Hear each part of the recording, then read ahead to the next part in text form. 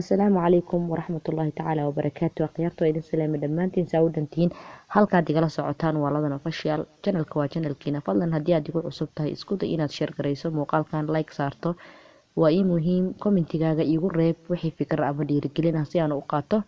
Kuna soo dhawow mar kale iyo mar kale. Waxaan rajeynayaa inaad nagu qaali tahay ama aad nagu soo biiri doonto asxaabteena lana wadaag muuqaalkan haddii uu kusoo gaaro ama aad aragto insha Allah familkaaga faniskaaga kusoo dhawow mar kale iyo mar kale. Waa la iswaayayaantan waxaan wadaa sheekooyin caawa amniga xilli habeen ay ii tahay kulli idinka waxay idin tahay.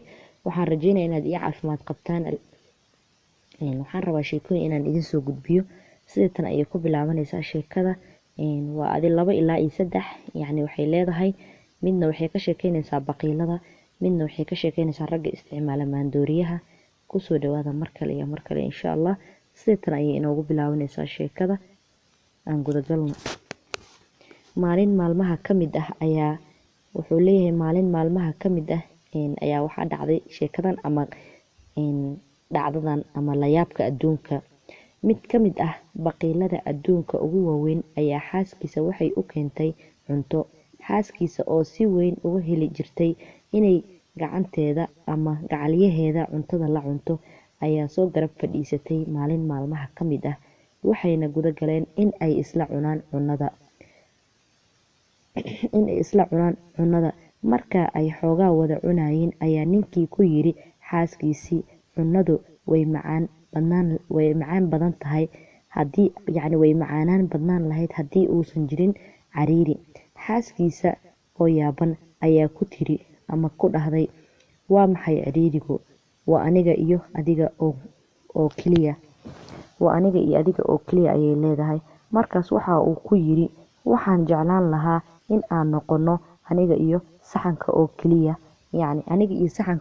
inaan noqono ayaan jeclaan lahaa ayuu leeyahay oo ma jecli qof inuu la dhex galo. Baqiilnimadiisa heerka ay gaarsiisan tahay xataa uma ogolo in ay xaaskiisa la cunteyso oo wuxuu leeyahay waxaan jeclahay in aan noqono aniga iyo saxanka oo kaliya ayuu leeyahay. Yacni sheekada labaad waxay sheegaysaa ama ay ka sheekeynaysaa ragga isticmaala maandooriyaha.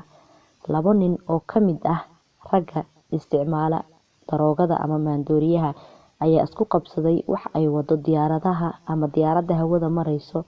Mid waxa uu yiri diyaaraddu waxa ay wadaa dad rakaab ah, halka kan kalena uu ku yiri diyaaraddu waxay wadaa wafdi. Markii ay murankoodii isla dhaafi waayeen ayay go'aansadeen in ay iskula tagaan saaxiibkooda oo asna sidoo kale isticmaala daroogada. Wuxuu leeyahay saaxiibkooda oo sidoo kale ah isaguna ragga isticmaala maandooriyaha ama daroogada. Marka ay u sheegeen arrinkii ay isku haysteen ayuu u ballan qaaday in uu si cadaalad ah ama si ay ku jirto xaqa ama garsoornimo markaas asiga sida uu leeyahay waaye in uu u kala garsoori doono. Wuxuuna hadalkiisii ku bilaabay niman yahow i dhageysta. Diyaaraddu rakaab ma wado oo haddii ay wado waxay istaagi lahayd boostejooyin badan. Wafdina ma wado oo haddii ay wado waxaa hor socon lahaa mootooyinka taraafikada ee hor socda baabuurta wafdiga lagu qaado.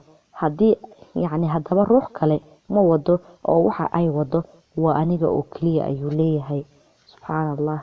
Ninka sheegay inuu cadaalad ku kor qaadi doono ayaa wuxuu leeyahay diyaaradda wafdina ma wado, rakaabna ma wado, waxa ay wado waa aniga oo kaliya. Asagana meesha ayuu la taagan yahay oo wuu la sheekeynaya ninka garsooraha ee waaye ay ku leeyihiin markaas.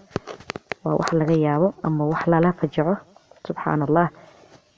Waxaan kula dardaarmayaa ragga isticmaala maandooriyaha ama isticmaala waxyaabaha la midka ah ama la halmaala inay iska kala yareeyaan waayo wacdaradan ayaa ka taagan meesha soo maahan.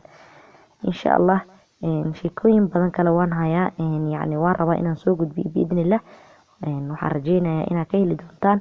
Fadlan haddii aad igu cusub tahay ama channelkan uu kugu horleeyahay hadda isku day inaad ii subscribe gareyso, like, share, comment waa ii muhiim.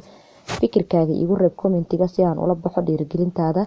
Waxaan idin leeyahay asxaabta meel kasta aad kala joogtaan dunida daafaheeda kusoo dhawaada markale iyo markale channelka waa channelkiina waxaan idinka tagayaa tan iyo kulanto dambe. Wassalaamu calaykum waraxmatullaahi tacaala wabarakaatuh.